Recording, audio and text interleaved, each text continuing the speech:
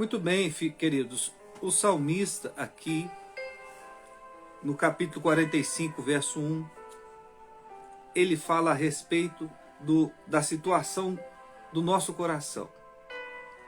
Então, antes de lermos o texto, o Espírito Santo ele nos faz uma seguinte pergunta.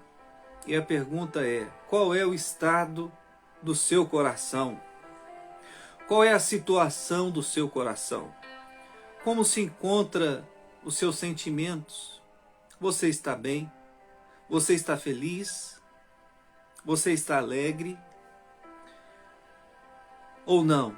Ou você está triste? Você está abatido? Você está meio termo? Você está machucado? Você está condoído? Você está dolorido? Você está magoado, chateado, decepcionado, se sentindo traído por alguém de alguma forma? Qual é o estado do seu coração? Eu estou feliz, estou radiante, estou alegre. Nisso nós devemos pensar também concernente aos dias vindouros. Por que eu estou dizendo isso aos irmãos?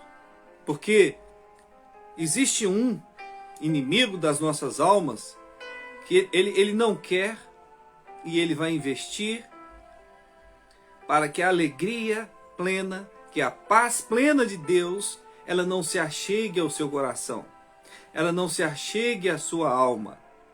E essas investidas virão de vários lados, de diversas formas.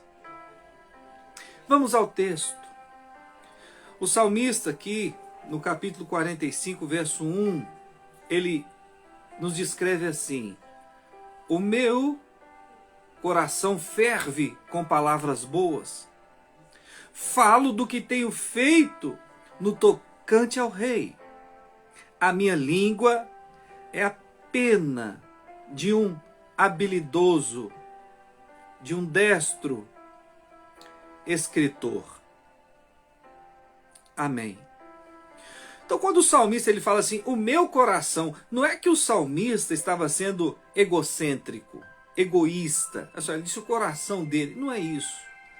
O salmista disse o meu coração, porque nós só podemos, meus irmãos, falar com respeito às questões espirituais, com respeito à nossa salvação, nós só podemos falar de nós mesmos. Por mais que nós amamos uma pessoa, nós não temos como falar da salvação ou cuidar da salvação para um ente querido ou um cônjuge. A salvação ela é individual. Você vai dar cabo e prestar contas a Deus da sua vida. A salvação ela é individual. Cada um cuida do destino, do rumo do destino que a sua alma vai dar.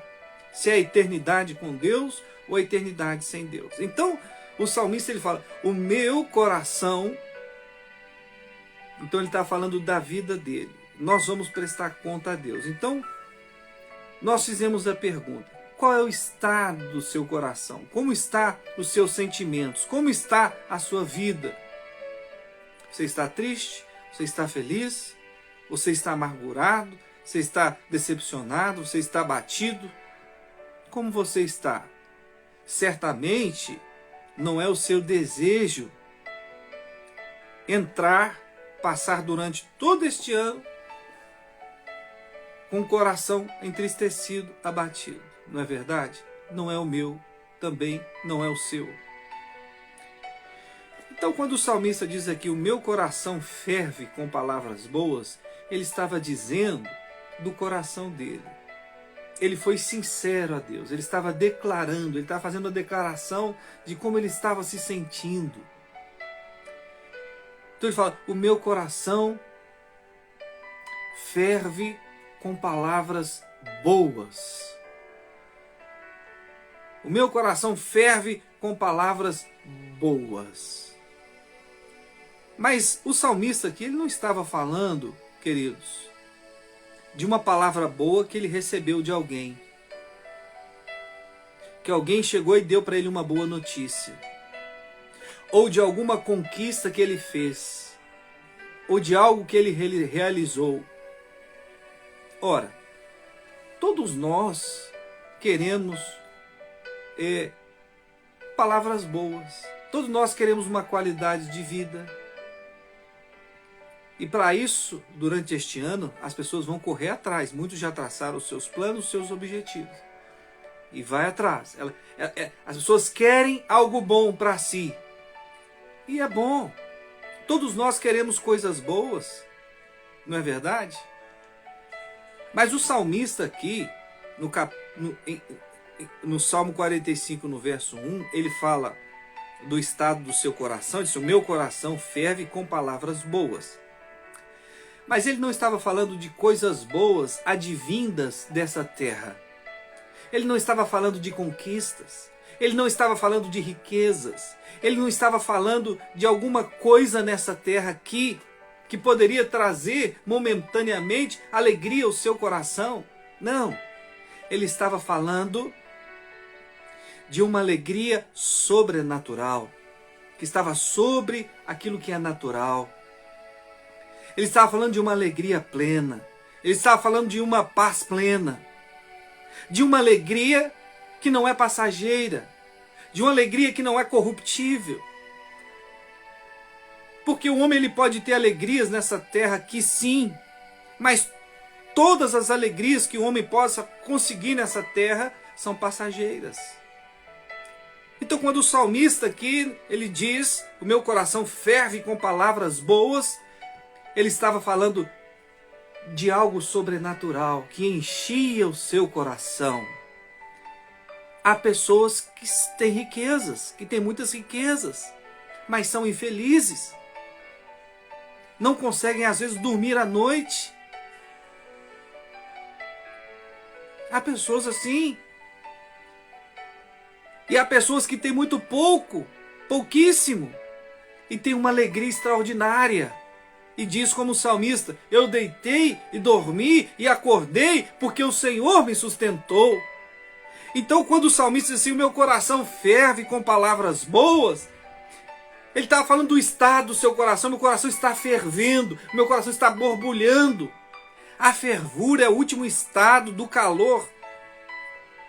Então você aquece uma água, e ela chega no seu ápice, no seu limite, que ela começa a ferver a ponto de evaporar. Então quando o salmista diz: meu coração ferve com palavras boas, nada nesse mundo pode fazer o nosso coração ferver de alegria. Somente o autor e consumador da nossa fé, que se chama Jesus Cristo de Nazaré, somente o Deus Pai, somente o Deus Filho, somente o Espírito Santo de Deus pode trazer alegria plena ao coração do homem, independente da riqueza, independente do status, do título, independente de alguma coisa que ele possa possuir. É essa alegria extraordinária que Deus ele quer colocar no nosso coração, que é independente das circunstâncias, independente das posses dos homens, independente do poder humano. Então o salmista, em Salmos 45, ele diz: o meu coração ferve com palavras boas. Não eram as palavras boas de homens, que veio dos homens, de alguma coisa que lhe ocorreu nessa vida, mas é a palavra boa, extraordinária de Jesus no seu coração. A palavra do Espírito Santo na sua alma. Essa é a palavra boa. Não há nada tão extraordinário quanto ouvir a voz de Jesus ao nosso coração. O coração do homem estremece. O homem treme. A palavra de Deus nos constrange. Então o salmista diz: meu coração ferve de palavras boas. Se o homem ele não tem palavras boas no seu coração, ele vai ter outros tipos de palavra. Se o homem ele não tem sentimentos bons no seu coração, ele vai ter sentimentos negativos no seu coração. Não é verdade? Mas Deus, Ele quer encher o seu coração de alegria. Mas como nós podemos alcançar essa alegria que transcende o material? A própria palavra nos fala, o próprio salmista nos descreve. Ele diz assim: falo do que tenho feito no tocante ao rei. As pessoas querem alcançar coisas boas, quer ter o coração cheio de alegria, quer ter bênçãos, mas as pessoas não querem tocar ao rei. E a palavra para você e para mim nesta hora: toque ao rei. Mas como eu posso tocar ao rei? Você toca ao rei quando você vive uma vida de piedade. Você toca ao rei quando você vive debaixo dos preceitos cristãos da palavra de Deus. Você toca ao rei quando você ensina o seu filho a palavra da verdade. Você toca ao rei quando você vive com seu cônjuge debaixo da palavra de Deus. Quando você vive em santidade. Quando você busca intimidade com Jesus. Você toca ao rei quando você fala com ele em oração. Você toca ao rei quando você obedece a sua palavra. Isso é tocar ao rei.